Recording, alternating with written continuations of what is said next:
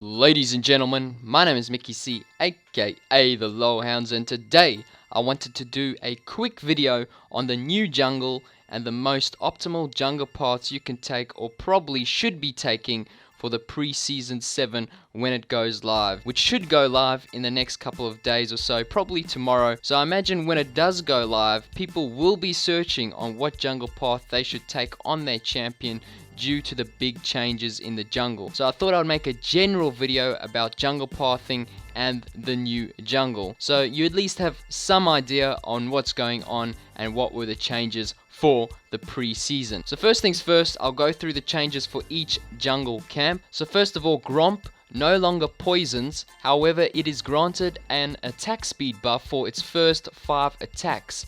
Blue buff no longer has smaller monsters and now has negative MR, meaning it is slightly easier for ability power champions to take the camp. No changes to wolves at all. Raptors now have 2 additional small raptors, meaning it is much harder for single target champions to take the camp. Red buff also no longer has smaller monsters and has a negative armor, meaning it is slightly easier for AD champions to take the camp. Finally, Krugs now split up into smaller Krugs once you kill one of the Krugs. This means it takes much longer to clear, however it does give 50% more EXP than the other camps. Basically, the big Krug splits into 2 normal Krugs, and then the normal Krugs split into 2 mini Krugs. The mini Krugs will just die to the 1 auto attack usually. From these changes and my experience playing on the PBE in general, during the first clear you want to stay away from Raptors and Krugs. Raptors especially if you have no AoE abilities, as they will destroy your HP, trust me. And Krugs, just because they take so long to do, and for many champions it is just not worth doing in my opinion, even for the extra EXP. It is often more beneficial to gank instead. Also, they have now removed the smite buffs you get for each camp. So for example, if you smite wolves, you no longer get the spirit wolf buff. Now if you smite a jungle camp, you just get some HP back instead. Also, smite is now on a longer cooldown, about 20 seconds longer. So that means during your first clear, for example, you won't have smite back up for your 3rd jungle camp, but rather your 4th camp now instead. So just keep that in mind. Also, jungle camp respawn timers have been increased from 100 seconds to 150 seconds, which is quite a big increase in my opinion. Basically, with all these changes, Riot are encouraging ganking and trying to get people to gank a lot more often, as they don't want people just power farming. So power farming junglers such as Master Yi and Shyvana will likely be very weak in my opinion during the pre-season, as this is essentially an indirect nerf to them. So if you do play or main those champions, don't be surprised if you're really struggling when the pre-season goes live. As some of you guys may know, Riot have now introduced these plants in the jungle,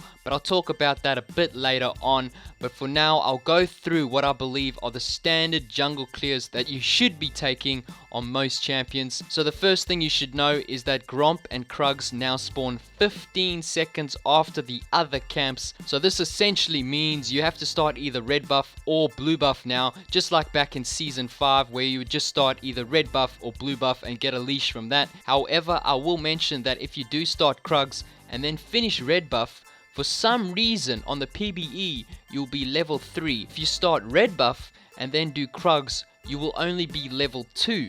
So I'm not sure if this is intended, but because Krugs spawn 15 seconds later, I think for the most part this is not optimal to do. But for some champions it might be a cheese worth trying out if you want to gank, for example, bot lane early with red buff. So I thought I would just let you guys know if you want to try that out and see if it's worth it or not. Overall though, the standard first jungle clear for pretty much all mana champions would be to do blue buff first, then Gromp, wolves, and then red buff. Depending on the champion, after wolves you could do raptors before the red buff if you have either decent sustain or AoE abilities. So champions such as Fiddlesticks and Kha'Zix can both do this, as you can see. To make sure, you might want to test out your champion's first clear capabilities in a custom game just before heading into a ranked game or normal game when the pre-season does go live. Also, for non-mana champions, it is still not a bad idea to go with this clear where you start blue buff, just because it is more efficient to do Gromp during your first clear rather than doing Krugs if you do start the red buff. However, if you do want to start the red buff, I recommend just skipping Raptors and Krugs and going straight for your Wolves, followed by Gromp and then blue buff, just because, like I said before, Krugs takes so long to do now and Raptors will deal a lot of damage early on. For example, here you can see Rengar takes a lot of damage from the Raptor camp level 2, leaving him with absolutely no HP, and then eventually he dies to Wolves. Obviously with a leash it would make it a bit easier and you may not die before the 3 camps.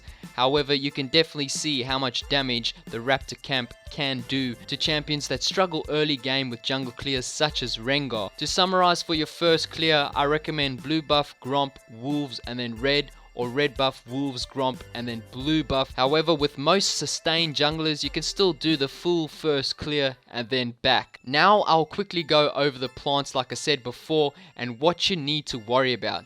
So there are 3 types of plants: honey fruit, blast cone and the Scryer's blue. In my opinion, you only really need to worry about the honey fruit and when it is spawning, as it provides health and mana, which you can either take yourself or just give it off to one of your laners. So they only spawn in the river, and also the first spawn will only be between 4 minutes 30 and 6 minutes, which means during your first clear you don't have to worry about this at all.